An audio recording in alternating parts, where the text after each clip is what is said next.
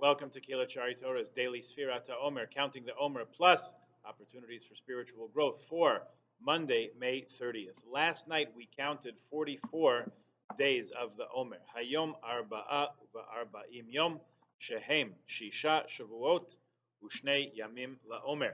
The Sphira for the day, the Midah that we're focusing on for the day, Gevura She Malchut, discipline in nobility. Today's focus is on the Gevura in our Malchus, the structure and discipline in our royal state of being. While we all possess innate qualities of royalty, Gevura is the discipline and the structure that we plug into that brings it out in us in a beautiful and productive way.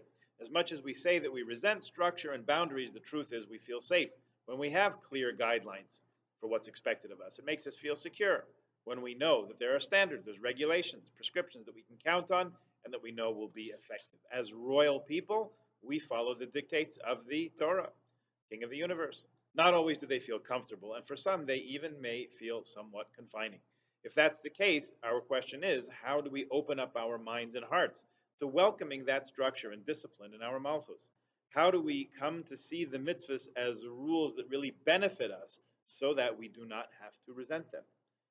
She suggests maybe they're not rules at all. I know you're going to wonder about this story being true, but embarrassingly, it's a true story.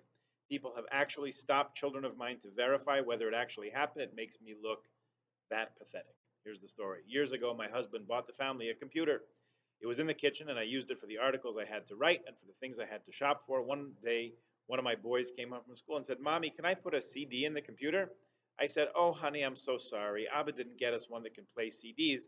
He just got a simple one for writing and shopping." He said, "Ma, what are you talking about? What do you think this is?" He pushed a button and out slid a round-sized plate, round-shaped plate. I wasn't phased. I explained, "Well, that's the coffee cup holder. You see, Abba knows that I like coffee, so he got one with this coffee cup holder." My son looked at me with a face that only could have meant, "You are a dinosaur." He proceeded to load a CD into my coffee cup holder. A whole world of fantastic computer capability opened up as I looked on in dumbfounded amazement. Why was I so clueless? I had no clue about so much that our computer could do because I'm not good at, or full disclosure, maybe not that interested in, reading instruction manuals. Simply put, I never read the directions. Nobody likes rules, she explains, but there's a difference between rules and instructions. Instructions are usually welcomed. If you spend a lot of money on a car and the salesman comes running after you and says, "Wait, wait, I forgot to give the instruction manual," nobody glares at him and says, "Don't tell me how to use my car. I'll put orange juice in the gas tank if I want. It's my car." We know that the instructions are created by whoever generated the vehicle. We appreciate their brilliance. The manual will help us know how to use the car more efficiently in a way that's definitely to our benefit. Following instructions will only yield better results and help the car last that much longer. Ready for this? What's the gevura of our malchus? What's the structure? What is the discipline that helps us protect and cultivate our royalty? The mitzvot. Essentially, mitzvahs, are the prescriptions for our lives. The Torah is not about rules. It's a manual for our soul, lovingly crafted by the one who knows our soul better than we ever will, because he masterfully and magnificently created it. When we implement those instructions, it's through an appreciation of it being the greatest absolute privilege. We get to take this wonderful soul of ours and house it in a regal way. We get to treat it in a way that feels most natural to it because we are following the guidelines that teach us how it functions best. Allowing ourselves to appreciate the Gevura in our Malchus is the perfect segue into the Yom Tov of Shavuos.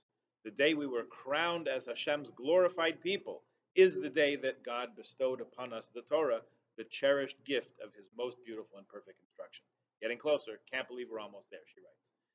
Though I'll echo the sentiment. Today's call to action. Think of a mitzvah that you personally find challenging. Today, consider making room to think of it as instructive, not repressive or too much, or maybe other people can do this, but I can't. If a mitzvah feels unnatural, that may be because it is.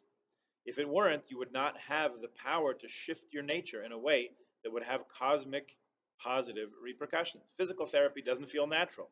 Neither do a lot of things we do for our beauty, home decor, working out, or growing professionally. Can we trust the process of Torah?